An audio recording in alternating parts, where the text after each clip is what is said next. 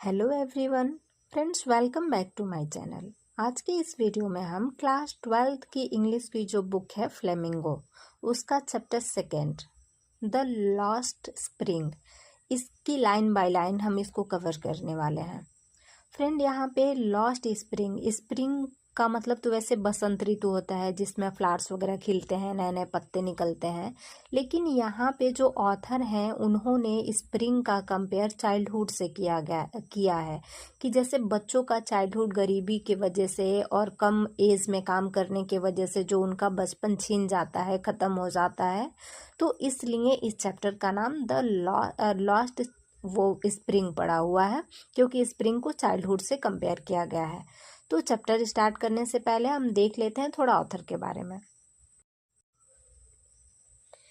इस चैप्टर की ऑथर हैं एनी जंग। 1944 was born in Rourkela and spent her childhood and adolescence in Hyderabad. ये जो एनीस जंग है इस चैप्टर की ऑथर हैं, जिनका जन्म हुआ था 1944 में राउरकेला, एंड इनका जो बचपन था और जो यंग एज था वो दोनों टाइम इन्होंने हैदराबाद में स्पेंड किया था। She receives her education in Hyderabad and in the United States of America. और उनकी स्टडी जो है कुछ पढ़ाई तो उन्होंने हैदराबाद में की और कुछ उन्होंने यूएसए यानी कि यूनाइटेड स्टेट्स ऑफ अमेरिका में किया। हर पेरेंट्स वेयर बोथ राइटर्स। इनके जो पेरेंट्स थे, मम्मी पापा दोनों, वो राइटर थे। Annie Jung began her career as a writer in India. और एनी जंग अपने पेरेंट्स की तरह इन्होंने भी अपना जो कैरियर था राइटर के तौर पे वो इंडिया में स्टार्ट किया। She has been an editor and columnist for major newspapers in India and abroad and has authored several books. अब ये जो थी ये राइटर भी, एडिटर भी थी और न्यूज़पेपर में कॉलम आता है तो ये कॉलमनिस्ट भी थी। इंडिया के जो कुछ इम्पॉर्टेंट न्यूज़पेपर हैं और फॉरेन के भी न्यूज़पेपर, यानी कि ये India as well as foreign newspaper में भी एडिटर के तौर पे काम कर चुकी हैं और कॉलमनिस्ट। और इन्होंने कई सारे बुक्स भी लिखे हैं, कई सारे बुक्स की ऑथर भी हैं। The following is an excerpt from her book titled Lost Spring, Stories of a Stolen Childhood. Here she analyzes the grinding poverty and traditions which condemn these children to a life of exploitation. अब क्या है, ये जो writer हैं तो इनका एक book है लॉस्ट स्प्रिंग, वहीं से इस चैप्टर का मतलब उस बुक का कुछ पार्ट इस चैप्टर में लिया गया है जो क्लास 12th का आपका 2nd चैप्टर है। इस चैप्टर में 2 बच्चों की स्टोरी कवर की गई है। एक तो है साहेब, जो कि एक छोटा बच्चा है और रैग पिकर है, कचरा बीनने वाला है, क्योंकि इनकी जो फैमिली है वो ढाका बांग्लादेश से माइग्रेट हुई थी, क्योंकि वहाँ स्टॉर्म की वजह से इनका जो घर था, फील्ड था, वो सब डिस्ट्रॉय हो गया था। अब इन लोगों को दिल्ली में आना पड़ा, सीमापुरी रीजन जो है वहाँ पर। और इसका प्राइमरी ऑक्यूपेशन यही था कि ये गार्बेज में गोल्ड ढूंढने का काम करता था। गोल्ड मीन्स कुछ भी वैल्यूएबल, गोल्ड का मतलब डायरेक्ट सोने से नहीं है यहाँ पे। तो वो कुछ भी, चाहे उसको 10 रुपए का नोट मिल जाए, 1 रुपए का सिक्का मिल जाए, कोई शूज मिल जाए, कुछ भी, तो वो कचरे में से वैल्यूएबल चीज़ें ढूंढने वाला काम करता था।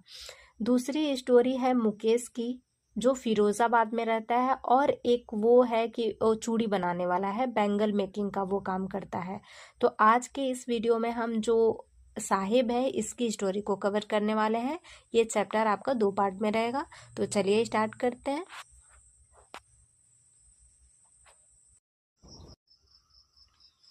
Sometimes I find a rupee in the garbage. Why do you do this? I ask Sahib, whom I encounter every morning, scrounging for gold in the garbage dumps of my neighborhood. This story it starts with an answer that occasionally Sahib finds a rupee in the garbage. The narrator meets Sahib every morning, while Sahib would be searching the garbage to obtain something of value. Narrator asks Sahib why he does that. In this paragraph, gold means something of high value. ये story start होती है एक answer से, कि साहिब को occasionally कभी कभार garbage से उसको 1 रुपीज़ मिल जाती हैं। ये जो नरेटर है वो मतलब एवरी मॉर्निंग साहिब नाम का जो बच्चा है उससे मिलती हैं, क्योंकि साहिब क्या कर रहा होता है, इनके जो पड़ोस में जो नरेटर है उनके पड़ोस में गार्बेज रहता है, कूड़ा कचरा रहता है, तो उसमें साहिब जो रहता है वो सर्च कर रहा होता है, कुछ भी वैल्यूएबल मिल जाए, जैसे कोई कॉइन मिल जाए, कोई शूज मिल जाए या कुछ भी, यानी कि कचरे में से जो भी चीज़ें यूज लायक होती हैं वो साहिब ढूंढता है। तो यानी कि साहिब मतलब साहिब मिलता है ये जो नरेटर होती हैं उनसे। Sahib left his home long ago, set amidst the green field of Dhaka. His home is not even a distant memory. There were many storms that swept away their fields and homes, his mother tells him. Sahib's home was in the middle of green field of Dhaka. He does not remember anything about his home because he had left it long ago. Many floods used to come there. During flood, their house and field got destroyed. क्या होता है, ये जो साहिब है ना, तो इसका जो घर है तो ढाका का जो ग्रीन फील्ड है यानी कि बांग्लादेश, वहीं पे इसका घर होता है। साहिब को अब अपने घर के बारे में बहुत कुछ याद नहीं रहता है, क्योंकि बहुत समय पहले इसकी फैमिली ने वो जगह छोड़ दिया था, क्योंकि वहाँ पे बहुत ज़्यादा बाढ़ आया करता था, और बाढ़ वाले सीजन में क्या होता था, इनका जो घर था वो डिस्ट्रॉय हो जाता था। That's why they left, looking for gold in a big city where he now lives. I have nothing else to do, he muttered, looking away. They left Dhaka and came to Delhi city to find something valuable. Here again you can see gold means something valuable. It also means some work that will help them live. Sahib now answers that he searches garbage because he does not have anything else to do. अब क्या होता है कि ये जो साहिब की family रहती है तो वो ढाका छोड़ के दिल्ली इसलिए आई रहती है कि कुछ उनको वैल्यूएबल मिले या फिर कोई काम की तलाश में कि अच्छा काम वो कर सके जीवन जीने के लिए, क्योंकि वहाँ ढाका में तो बहुत ज़्यादा बाढ़ आया करता था, इनका जो होम था वो डिस्ट्रॉय हो जाया करता था, इसलिए ये लोग वो जगह छोड़ के दिल्ली आ गए थे।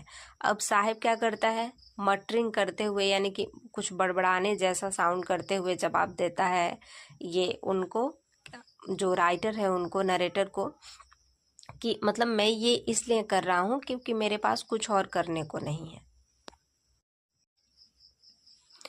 Go to school, I say glibly, realizing immediately how hollow the advice must sound. There is no school in my neighborhood. When they build one, I will go.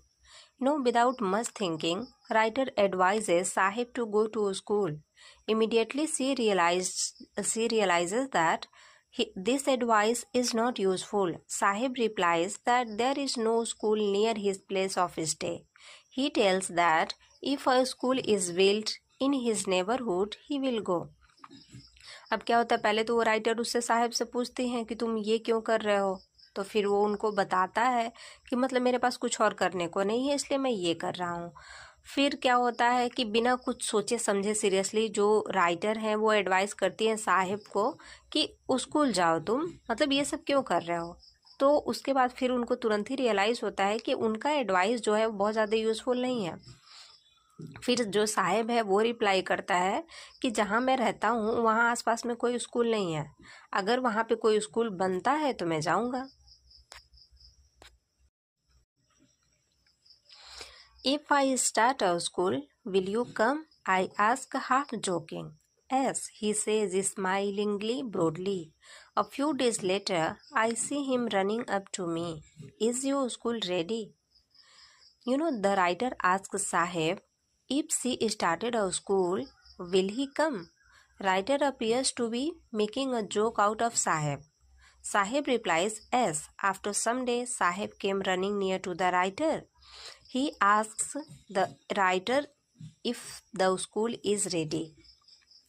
क्या होता है, ये जो राइटर हैं तो थोड़ा जोक करते हुए ही साहिब से कहती हैं कि अगर मैं स्कूल ओपन करूं तो क्या तुम स्कूल जाओगे। तो वो कहता है कि हाँ डेफिनेटली जाऊंगा।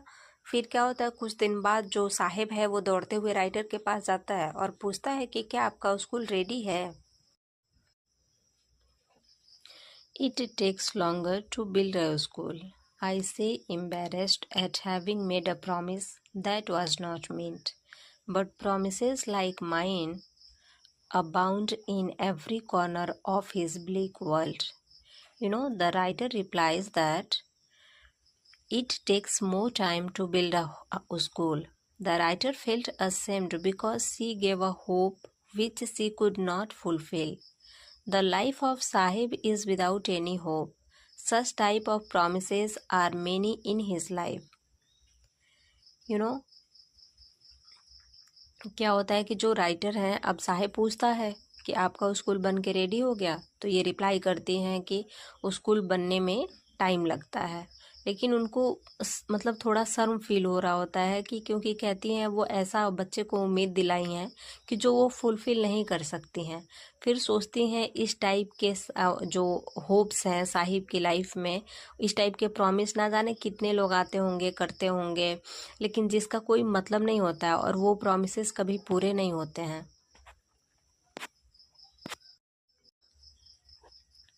After months of knowing him, I ask him his name. Sahibe Alam, he announces. He does not know what it means. If he knew its meaning, Lord of the Universe, he would have a hard time believing it. The writer asks his name after many months. He replies as Sahibe Alam. This means king of the world. Writer feels he does not meaning of his name. Writer thinks Sahib would have difficulty to accept meaning of his name. The writer is pointing out at the irony of his name. While meaning of his name is a king of universe, Sahib is a rag picker. His life is opposite of a king. क्या होता है, कई महीनों के बाद जो writer हैं वो साहिब से उसका नाम पूछते हैं, तो वो रिप्लाई करता है साहिब आलम, जिसका मीनिंग होता है किंग ऑफ द वर्ल्ड। तो राइटर सोचती हैं कि इसको तो अपने नाम का मीनिंग ही नहीं पता है। अगर ये अपने नाम का मीनिंग जानेगा तो इसको बहुत दुख होगा, क्योंकि ये एक रैग पीकर है, कचरा बीनने वाला है, और इसकी जो लाइफ है वो कम्प्लीटली अपोजिट है, क्योंकि इसके नेम का जो मीनिंग है वो है कि मतलब किंग ऑफ द वर्ल्ड, और ये काम एकदम उसके अपोजिट कर रहा है। तो जब ये जानेगा कि इसके नाम का मीनिंग क्या है तो इसको काफ़ी दुख होगा। Unaware of what his name represents, he roams the streets with his friends as an army of barefoot boys who appear like the morning birds and disappear at noon. Over the months, I have come to recognize each of them. Sahib does not know meaning of his name. He walks aimlessly in a street with his friends. All of them do not have shoes or slippers in their feet. They come in streets in the morning and go back in the afternoon. They are being compared as birds who come for a fixed duration. After many months, writer recognizes each of them. अब क्या होता है, साहिब को तो अपने नाम का meaning पता नहीं है, वो तो छोटा बच्चा है, रैग पीकर है, और वो क्या करता है, सड़कों पे एमलेसली यानी बिना किसी पर्पस के अपने फ्रेंड वगैरह के साथ घूमता रहता है। जो सारे बच्चे हैं ना, उनके पैरों में ना तो शूज है ना कोई स्लीपर है, और ये लोग क्या करते हैं, सुबह में आते हैं फिर दोपहर में वापस चले जाते हैं, यानी कि सड़कों पे सुबह में ऐसे बच्चे घूम रहे होते हैं, दोपहर में वापस चले जाते हैं। इनका कंपेयर बर्ड से इसलिए किया गया है क्योंकि बर्ड भी एक फिक्स ड्यूरेशन में ही दिखती हैं। कई बार आपको सुबह में कुछ बर्ड दिखेंगी, कुछ शाम को दिखेंगी, तो ऐसे ही इन बच्चों का कंपेयर बर्ड से किया गया है।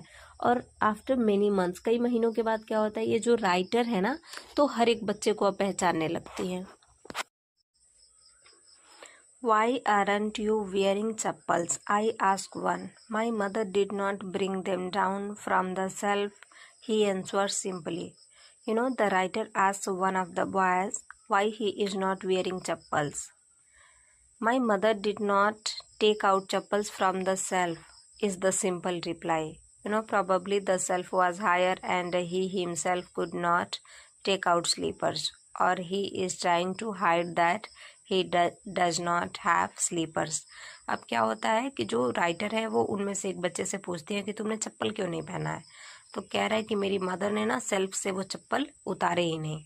तो उसका मीनिंग मतलब डबल मीनिंग हो सकता है, या तो वो सेल्फ जो है वो हायर प्लेस पर हो और ये बच्चा खुद से ही स्लीपर ना ले सकता हो, या फिर उसके पास चप्पल ही ना हो और वो बहाने कर रहा हो। यानी कि रीज़न दोनों में से कोई भी हो सकता है। जब राइटर पूछती है तो बच्चा सिंपली यही रिप्लाई करता है। If even if she did he will throw them off, adds another who is wearing shoes that do not match. When I comment on it, he shuffles his feet and says nothing.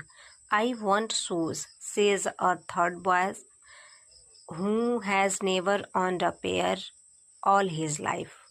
Another boy says that he would have thrown chappals if his mother took out chappals. The second boy is wearing shoes which are not correct size. Writer says that this to the boy does not say anything. He moves his feet. This shows that he was embarrassed. The third boy said that he wanted shoes. He had never worn shoes earlier. अब क्या होता है कि एक जो बच्चा रहता है वो कहता है कि अगर मुझे चप्पल अगर मिले भी तो मैं उनको फेंक दूंगा, और एक और सेकंड जो बच्चा रहता है वो फिर क्या होता है कि वो जो है वो शूज़ पहना तो रहता है लेकिन वो करेक्ट साइज़ के नहीं होते हैं। तो जब राइटर कहती हैं कि तुम्हारा ये मैच नहीं हो रहा है शूज़, तो वो एम्बैरेस फील करता है और कुछ नहीं करता है और अपने पैरों को ऐसे सफल करने की छुपाने की कोशिश करने लगता है। ऐसा लगता है कि वो बच्चा एम्बैरेस फील कर रहा है। और एक जो थर्ड बॉय है वो कहता है कि मुझे शूज़ चाहिए क्योंकि मैंने अपनी कभी लाइफ में कभी शूज़ पहना ही नहीं है। Traveling across the country, I have seen children walking barefoot in cities on village roads. It is not lack of money, but a tradition to stay barefoot is one explanation. I wonder if this is only an excuse to explain away a perpetual state of poverty. The writer has seen children barefoot throughout the country. The writer has traveled through many places in the country. The explanation normally given is that it was their tradition to remain barefoot. It was not lack of money. Writer feels it an explanation or excuse to hide their never ending poverty. अब क्या होता है, ये जो writer हैं तो बच्चों को थ्रू आउट कंट्री क्या देखती हैं, बेयरफुट, बिना चप्पल का। ये जो राइटर है ना तो बहुत सारे कंट्री में बहुत सारे जगह पे ट्रैवल करती रहती हैं, तो जो इनको एक्सप्लेनेशन मिलता है, कई जगह ये पूछते भी हैं कि स्लीपर क्यों नहीं पहना, तो इनको जवाब में एक्सप्लेनेशन ये दिया जाता है कि बिना चप्पल का रहना ट्रेडिशन है, ना कि मतलब पैसे की कमी के वजह से। यानी कि चप्पल नहीं पहनना ये ट्रेडिशन है, लैक ऑफ मनी नहीं है। राइटर को ऐसा लगता है कि ये लोग अपनी पॉवर्टी को छुपाने की कोशिश कर रहे हैं जो कि कभी ख़त्म नहीं होने वाली है, इसलिए ये लोग कहते हैं कि मतलब ये चप्पल ना पहनना हमारा tradition.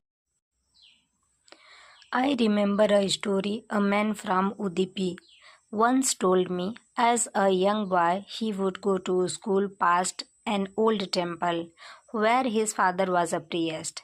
He would stop briefly at the temple and pray for a pair of shoes. Writer recalls a story told to her by a resident of Udupi town. During young age, he used to go to school after crossing a temple. His father was priest at that temple. In his prayers, the boy used to ask for a pair of shoes.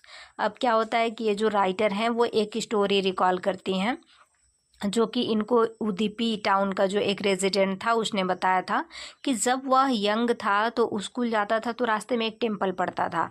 फिर उसी temple के जो प्रिएस्ट थे, पुजारी थे, तो उसके father थे। तो वो जब जाता था टेम्पल में तो प्रे क्या करता था कि वो एक पेयर ऑफ शूज चाहता है, यानी कि गॉड से वो जूते मांगता था वो इंसान।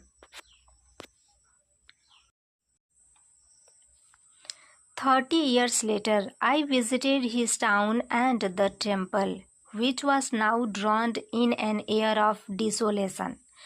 In the backyard where lived the new priest, there were red and white plastic chairs. After 30 years, writer went to the same temple. The temple was in ruins. There was no activity. In the back of the temple, new priest used to live. There were red and white chairs. अब ये बच्चे वाली story वो recall करती हैं। फिर क्या होता है, 30 साल बाद जो राइटर हैं सेम टेम्पल में जाती हैं। अब क्या होता है, अब वो टेम्पल ड्यून हो चुका होता है, ख़त्म हो चुका होता है। वहाँ पे अब उस टेम्पल में पहले जैसी कोई एक्टिविटी नहीं होती है और उसके पीछे न्यू प्रिएस्ट जो था वो रहता था और वहाँ पे रेड एंड वाइट कलर की चेयर्स थी। A young boy dressed in a grey uniform, wearing socks and shoes, arrived panting and threw his school bag on a folding bed. Looking at the boy, I remembered the prayer another boy had made to the goddess when he had finally got a pair of shoes. Let me never lose them. A boy came to the backyard. He was young. He was wearing grey uniform, socks and shoes. He was taking quick breaths. He threw his bag on the folding bed. Writer recalled another boy. That boy had prayed to the goddess that he should always have shoes. क्या होता है कि ये जो writer हैं तो मतलब वहाँ गई हुई है टेम्पल पे, ये सारी अब कोई एक्टिविटी नहीं है। उसके पीछे एक प्रिएस्ट का घर है जो न्यू वाले प्रिएस्ट हैं। फिर बैकयार्ड से एक लड़का आता है और वो छोटा बच्चा है, एक ग्रे कलर का यूनिफॉर्म पहना होता है, सॉक्स और शूज़ पहना रहता है। अब वो जल्दी जल्दी आ रहा होता है तो वो पैंटिंग कर रहा होता है, यानी ज़ोर ज़ोर से सांस ले रहा होता है। फिर वो अपना बैग क्या करता है, फोल्डिंग जो बेड रहता है उसी पे पटक देता है। फिर राइटर वो बॉय को याद करती हैं जो आता था टेम्पल में और शूज़ मांगा करता था, तो उसको इस बच्चे को देख के राइटर को वो वाला बच्चा याद।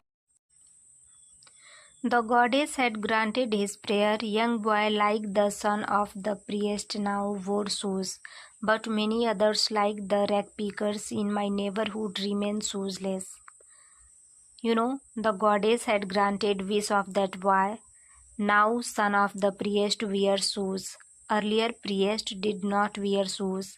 Either they used to be barefooted or wear wooden chappals.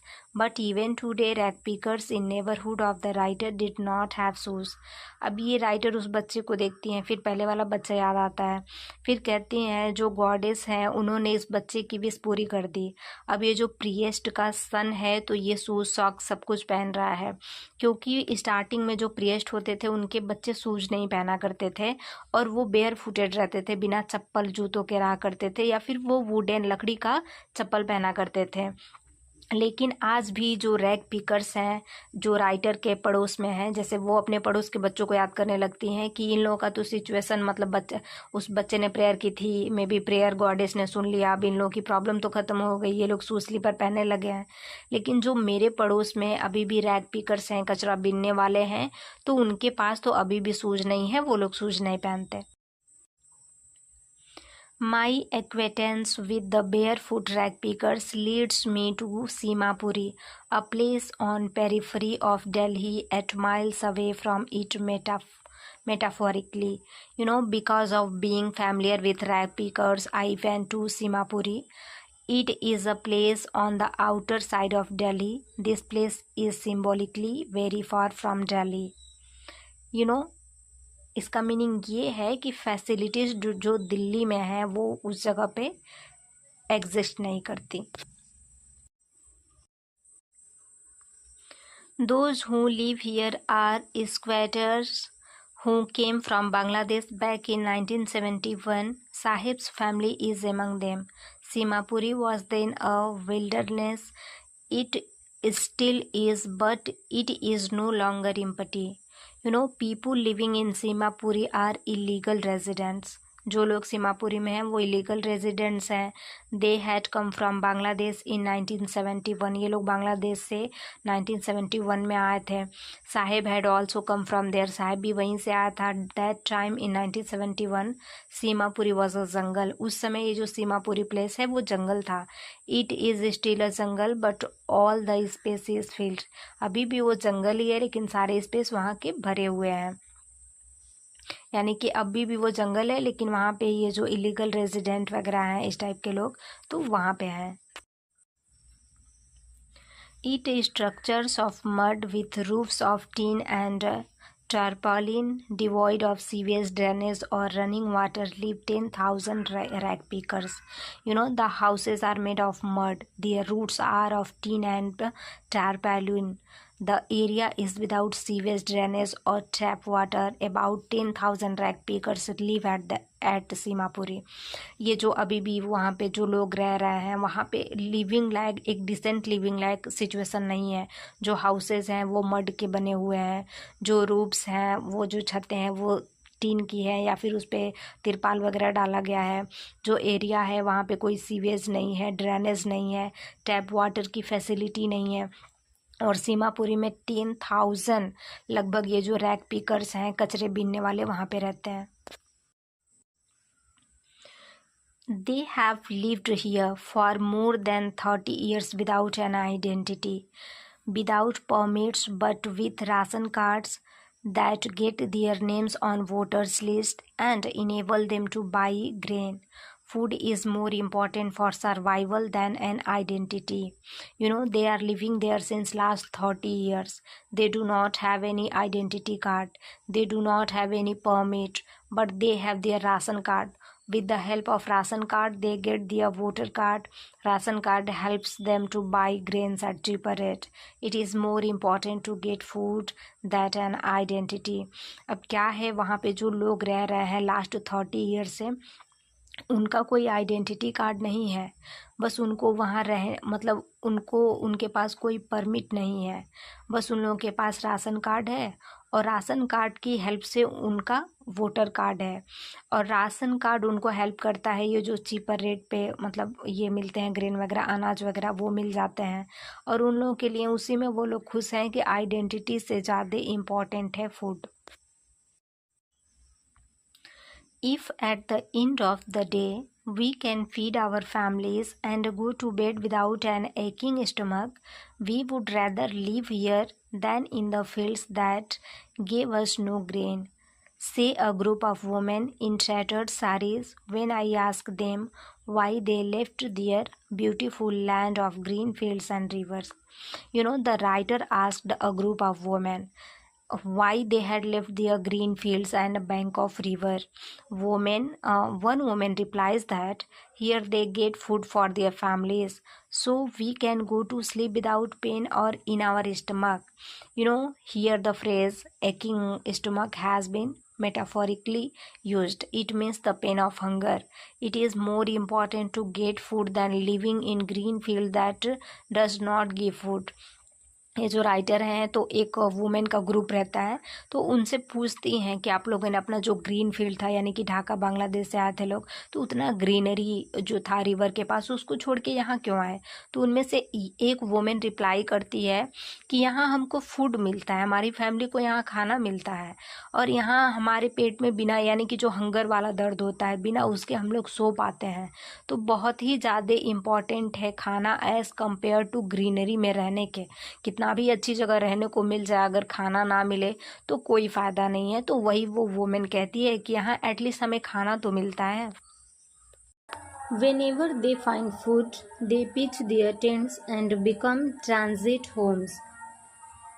Children grow up in them, becoming partners in survival, and survival in Simapuri means rag picking.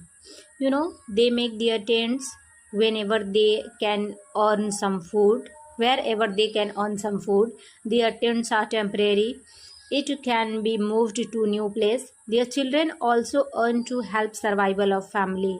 The only means of earning in Simapuri is rag picking. जब ये जो author हैं वो कुछ women से पूछती हैं, तो वो उनको सारी सिचुएशन बताती हैं। फिर क्या होता है कि ये लोग क्या करते हैं कि इनका जब भी कहीं इनको कुछ अर्न करना है, यानी कि इनके लिए अर्निंग का मतलब यही है कि 2 टाइम का इनको खाना मिल जाए।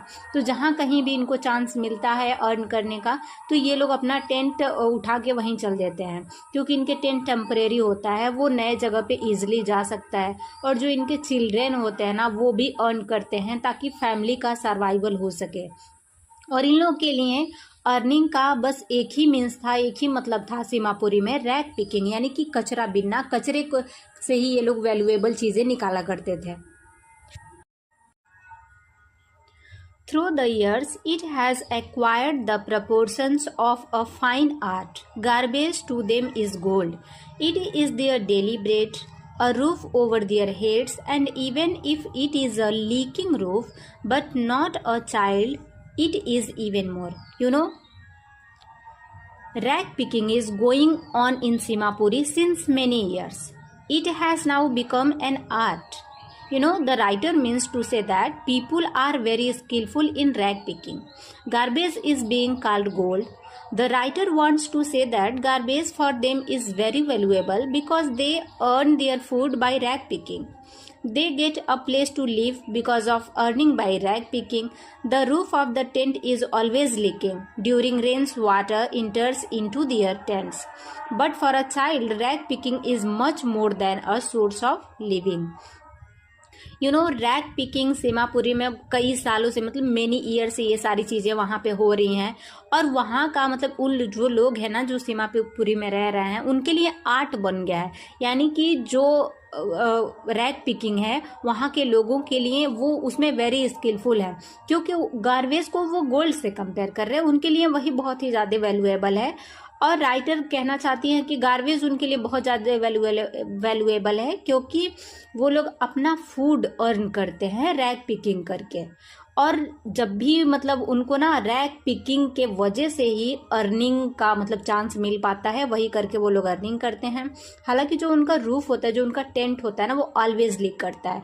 ये बारिश के टाइम में तो क्या होता है, वाटर इंटर कर जाता है। लेकिन एक चाइल्ड के लिए भी ना रैग पिकिंग जो है बहुत ही ज़्यादा, सोर्स ऑफ लिविंग से भी ज़्यादा वो रैग पिकिंग इम्पॉर्टेंट है।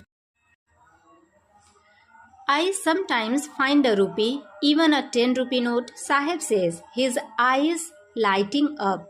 When you can find a silver coin in a heap of garbage, you don't stop scrounging, for there is hope of finding more. Sahib says to the writer that something he finds a 10 rupee note in the garbage. His eyes are shining while saying this. This is the sign of hope. He further says that when he finds something valuable in the garbage, he does not stop. He searches more in the hope of finding more such items. This statement shows that he is always hopeful and greedy also. क्या होता है, जो साहब है वो writer से कहता है कि मतलब मुझे कभी कभी ना 10 रुपए के नोट भी कचरे में मिल जाते हैं। और ये कहते हुए जो उसकी आंखें हैं ना, वो साइन कर रही होती हैं जब ऐसे वो कर रहा होता है, तो जब बता रहा होता है तो। और ये साइन रहता है उम्मीद का। आगे वो कहता है कि कभी कभी तो उसको कचरे में से बहुत ही ज़्यादा वैल्यूएबल चीज़ें मिल जाती है, तब वो रुकता नहीं है, बल्कि और चीज़ें मतलब इस उम्मीद में ढूंढता है कि और भी कुछ वैल्यूएबल आइटम मिल जाएगा।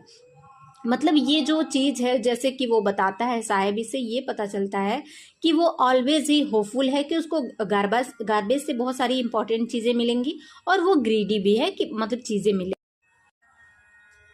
It seems that for children, garbage has a meaning different from what it means to their parents. For the children, it is wrapped in wonder. For the elders, it is a means of survival. It appears to the writer that meaning of garbage is different for children and their parents. For parents, it is means of livelihood for their family, and for children, it is a hope and a wonder.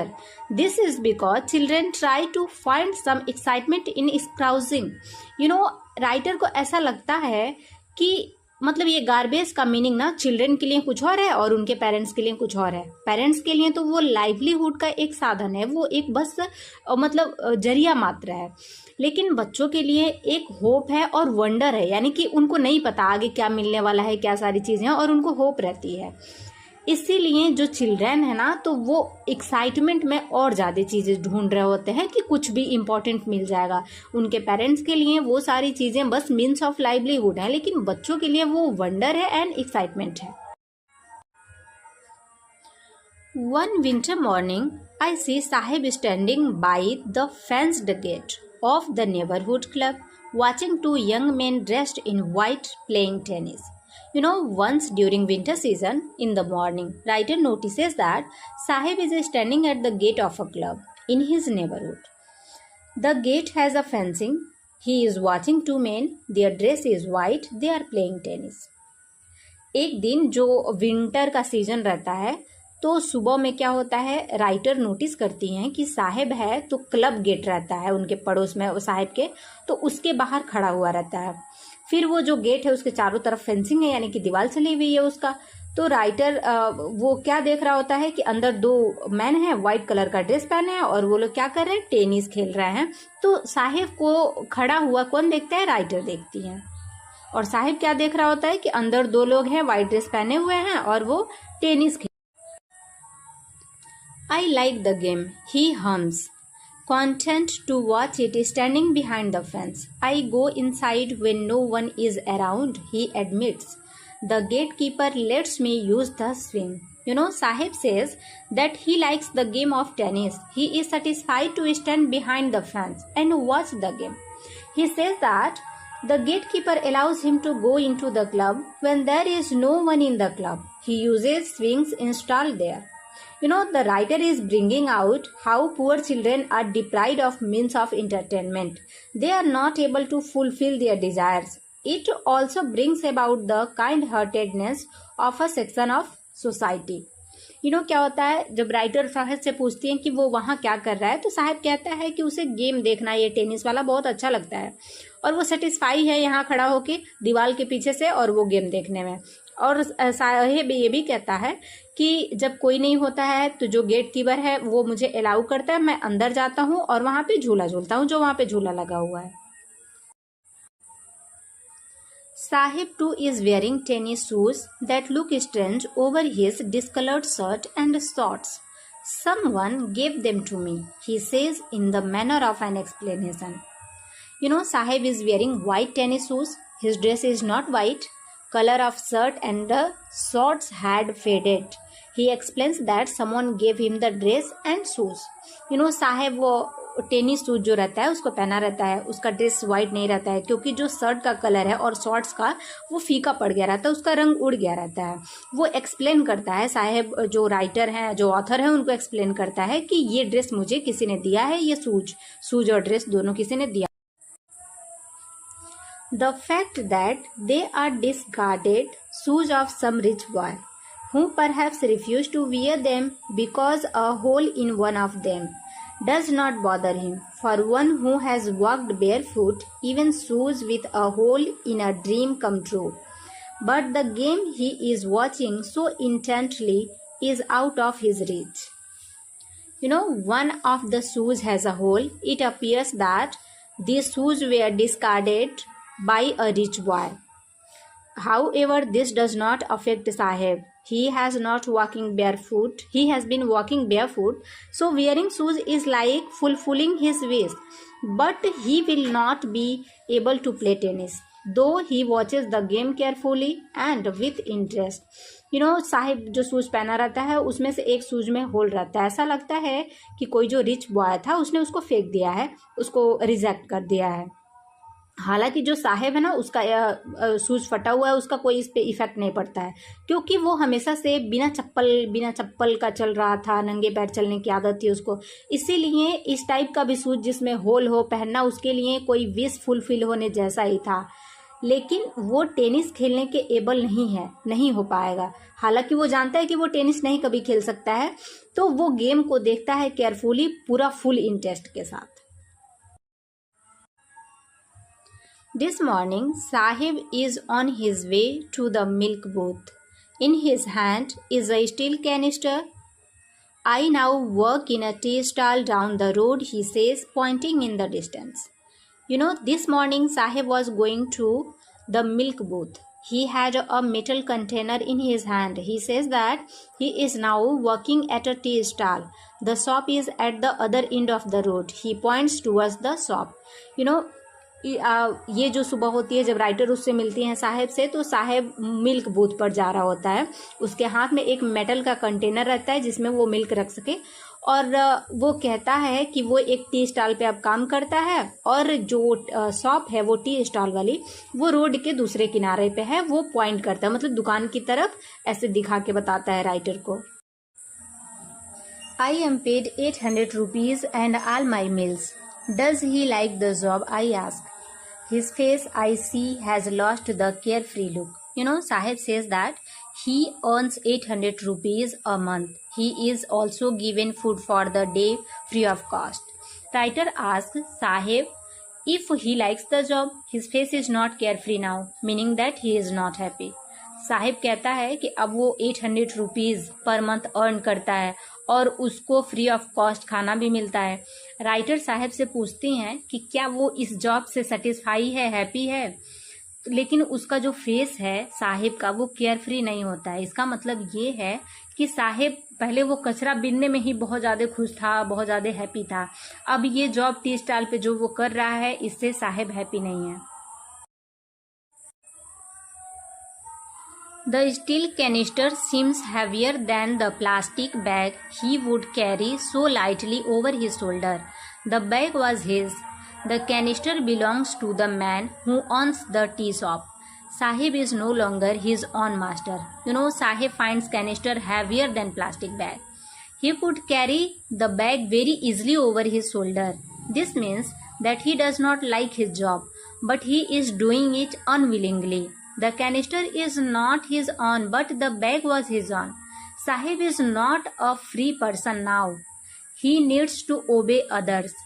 क्या होता है कि ये जो writer हैं अब ये देखती हैं कि जो साहिब है ना, तो वो जो कैनिस्टर है जो वो हाथ में लिया हुआ है मिल्क कैरी करने वाला पॉट, तो उसको वो प्लास्टिक बैग से बहुत भारी लगता है। वो प्लास्टिक बैग वो बहुत आसानी से अपने कंधे पे उठा के चल सकता था, कैरी कर सकता था।